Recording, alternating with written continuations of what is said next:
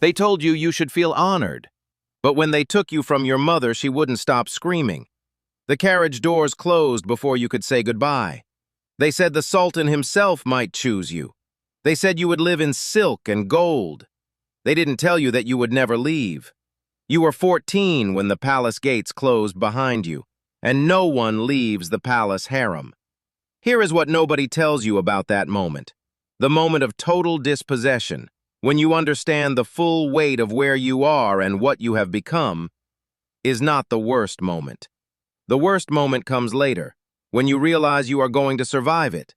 When you realize that surviving it will require you to become someone your former self would not entirely recognize. When you make the decision, and it is a decision made consciously, in the dark in a room with 7 other girls who are all making the same calculation in silence, to play the game in front of you rather than mourn the one you lost.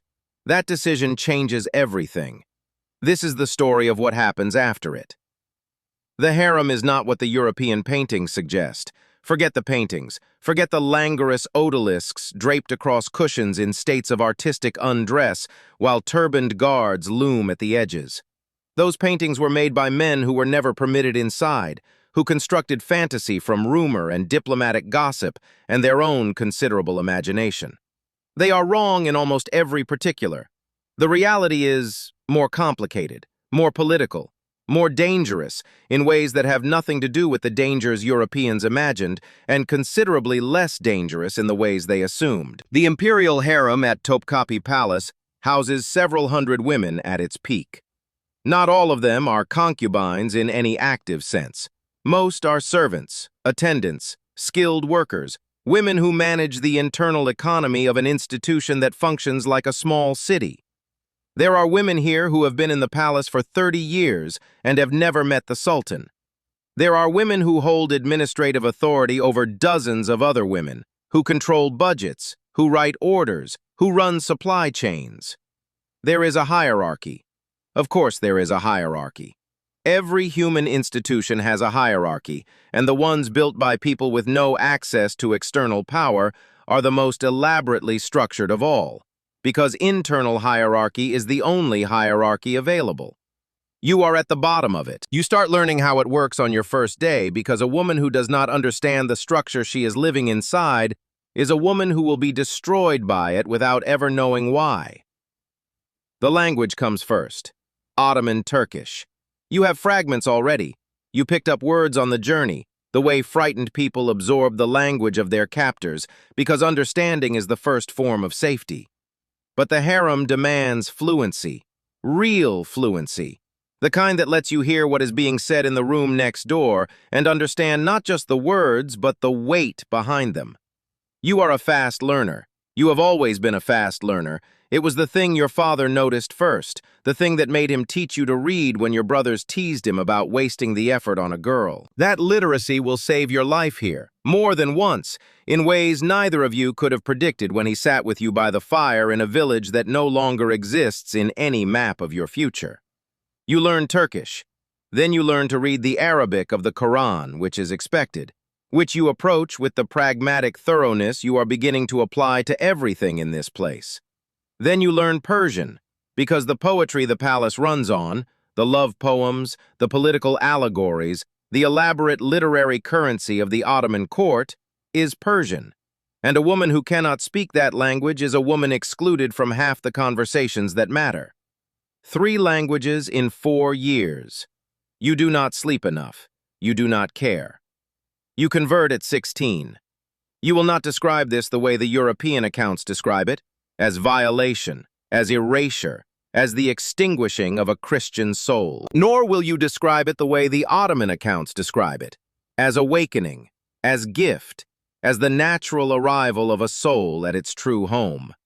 You will describe it as it was, a transaction, a necessary one, a door that had to be opened if you were going to walk through everything that came after it. You keep, in a place that has no physical location, somewhere behind your sternum, somewhere in the architecture of your dreams, the prayers your mother taught you, the feast days, the sound of the church bells in the village on Sunday morning.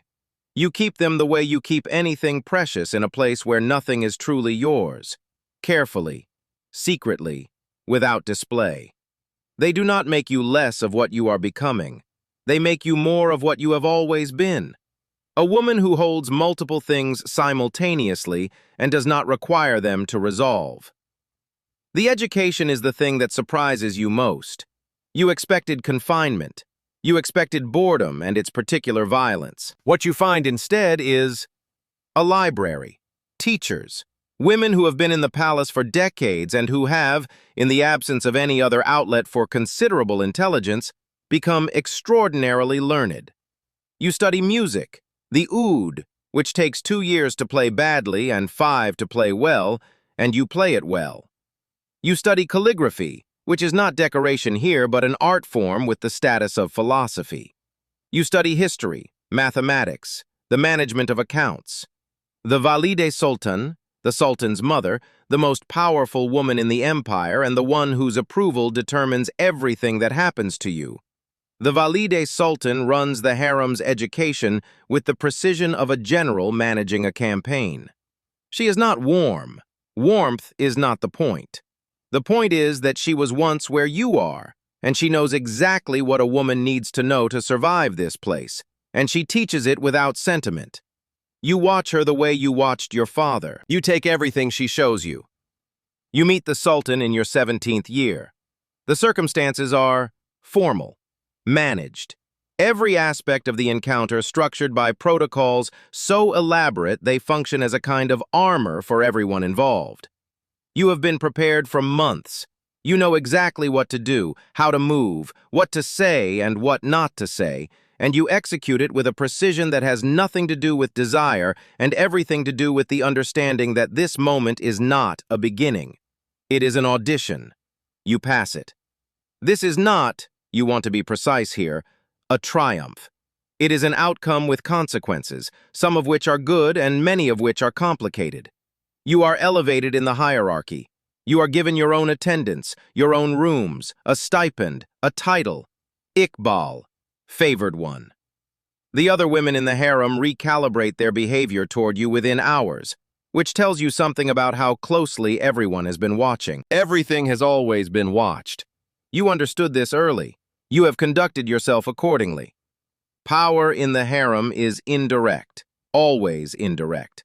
A woman who reaches for power visibly is a woman who will be removed. The walls of this palace have seen enough of those stories. The concubines who overplayed their hand, who made enemies faster than allies, who confused the Sultan's favor with the Sultan's protection, which are related but not identical things. You do not make that mistake. What you do instead, slowly, carefully, over years, is build a network. Not a conspiracy, a network. There is a difference, and the difference is this. A conspiracy has a goal. A network has a direction. You befriend the women who manage the kitchens because the kitchens know everything. Who is eating, who is not, who has received a visitor, who has been crying. You cultivate the chief black eunuch, who controls physical access to the palace and is therefore the most important man in any political calculation that happens within these walls. You correspond, carefully, through channels you have spent years making reliable, with the wives of viziers, with women in other households, with people who know things you need to know. You are not playing a short game. Short games are for women who arrived with more and therefore have less patience. You arrived with nothing. Women who arrive with nothing play long games. You bear a son in your 19th year. This changes everything. This is what changes everything. Not the Sultan's favor, not the education, not the network you have been building. A son. His name is Mehmed. He is small and loud and perfect, and the most politically significant thing you have ever done, which is an observation you make even in the first hours of his life, even through the exhaustion and the relief, because you have not stopped being strategic since the day you decided to survive, and you are not going to stop now. He is also, and this is the part that the political calculation does not capture, he is also yours.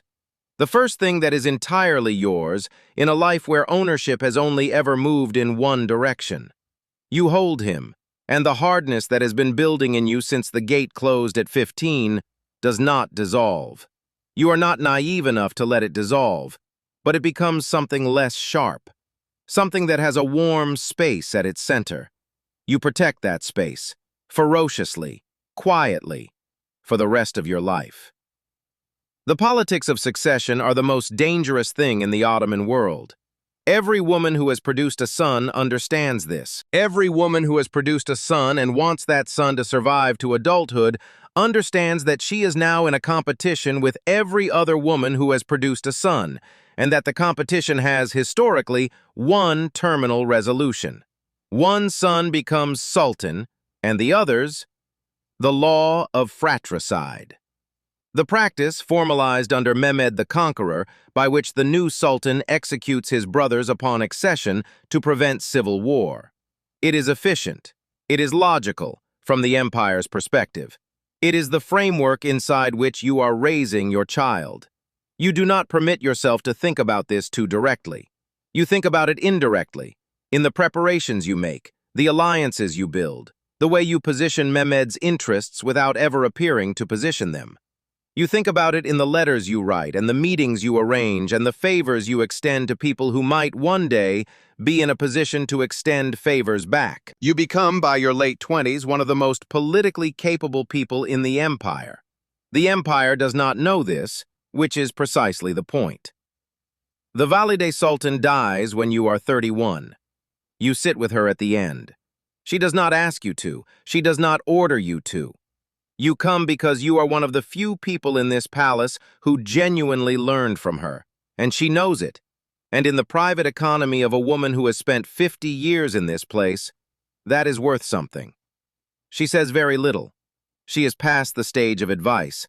But at one point she opens her eyes and looks at you with an expression you have never seen on her face in 30 years of watching it. Something that might be, if you allow yourself the interpretation, something like recognition. One woman to another, stripped of titles. You hold her hand. She lets you. After she is gone, the palace shifts. The shift is subtle. It always is at first. But power in the Ottoman court is like water. It finds every crack. It moves constantly. And the person who maps the new channels first is the person who drinks. You have been mapping since the moment she closed her eyes. You are 43 when Mehmed's succession becomes a real possibility. The Sultan is aging. The viziers are positioning. The whole court is a game of faces composed carefully over calculations that everyone is conducting and no one is acknowledging, which is a game you have been playing for 28 years and which you play better than almost anyone left who remembers when you arrived. You do not panic. This is the thing about a long game. By the time the end approaches, you have made so many preparations that the approaching end is almost familiar. You know what you have done.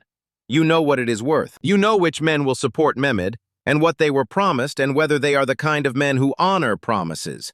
And for the ones who aren't, you know what you hold over them instead. Your son is 24. He is intelligent, careful, and occasionally reckless in the way that young men who have been raised in palaces sometimes are. You have spent 24 years preparing him for this. He is not ready. No one is ever fully ready. He is ready enough. You tell him, the throne is not the destination. The throne is where the real work begins. He looks at you the way children look at parents who are saying something they know is true and are not yet willing to fully absorb. You recognize the look. You wore it yourself once. Mehmed ascends. You become Valide Sultan, Sultan's mother, the highest position a woman can hold in the Ottoman world, a position with a formal stipend, formal authority, formal acknowledgement of the power you have been exercising informally for 2 decades. It is not a transformation. You are the same person who decided to survive in the dark, in a room with 7 other girls, at 15 years old. The title is the world finally catching up to a decision you made a long time ago. You run the harem. You advise on appointments. Your correspondence now moves openly, sealed with your official tugra, carried by imperial messengers, and the viziers who receive your letters treat them with the deference owed to a head of state, which is, functionally, what you are. The European ambassadors request audiences. You receive some of them, not all. The ones you don't receive learn something from the refusal. This is called the Sultanate of Women. Historians will name it later, with a mixture of admiration and discomfort, as the period when the women of the harem exercised direct political power over the empire. You will be named as one of its architects. You do not think of it as a sultanate. You think of it as the logical outcome of intelligence, applied consistently over time in the only directions available, which is all anyone has ever done with any kind of power in any kind of world. You die at 58, not dramatically. A fever that builds for 2 weeks and doesn't release, which is an unspectacular end for a life that was anything but. Mehmed is there. He has your eyes. He has always had your eyes, the eyes of a woman from a Ruthenian village that no longer appears on any map of his empire. He holds your hand and he does not cry, because you raised him not to cry in front of witnesses, and old habits hold even here.